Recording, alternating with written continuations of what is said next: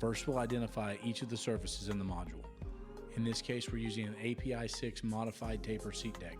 This is the bottom of the seat deck that we would measure standoff against. This is going to be the side of the seat deck that we're really concerned with when lapping. This is the landing surface for the tapered seal to be installed before the plug goes in. And this is where the plug will engage the module.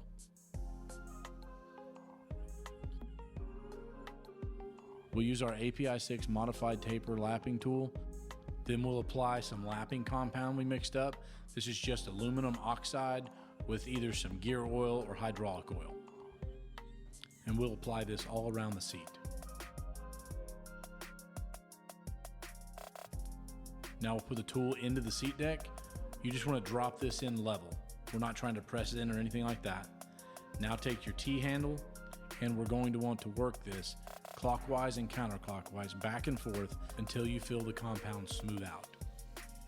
This will remove any corrosion or scale buildup in the seat deck that could prevent the seat from creating a perfect metal-to-metal seal with the module.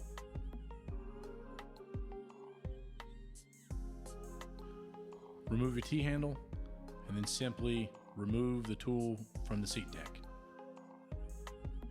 In most cases, we need to repeat this process twice or 3 times.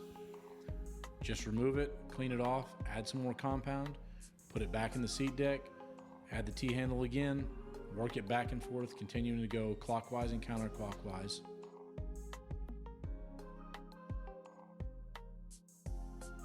Again, once you feel like the compound is smoothed out, go ahead and remove it.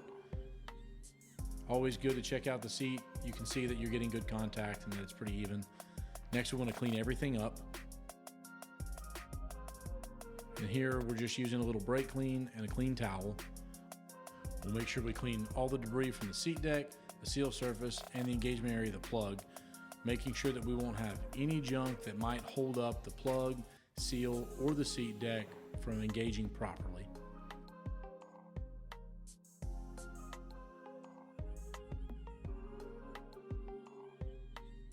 Once we've got everything cleaned up, we want to take a look using an extension mirror or something to get a good look at the seat deck. We want to see good, clean steel with no markings, no corrosion, no scale. First thing you're going to want to do with the seat is remove any of this film, this anti-corrosion film. We want to make sure we don't have anything on the outside of the seat. We don't need to rough it up with emery cloth. We need clean, bare metal. So no anti-corrosion material, no lubrication, nothing like that. We just want to drop it in. At this point, you can use a seat driver to set the seat, but the pressure is what's going to finish this job. Next, we'll install a new valve.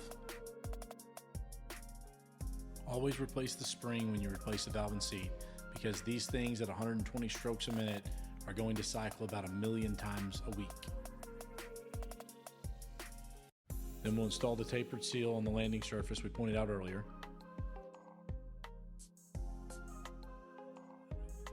At this point, we want to check our valve guides to ensure that nothing's plugged off. You should only be using 2 of the bolt holes to attach the valve guide to the plug.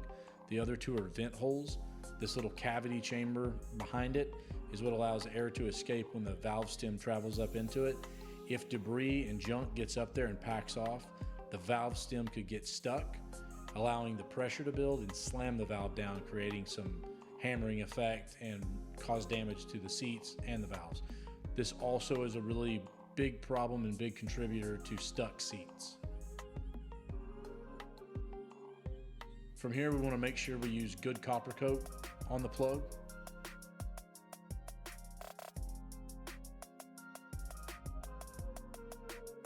Then we'll install the plug, ensuring that we get good metal-to-metal engagement.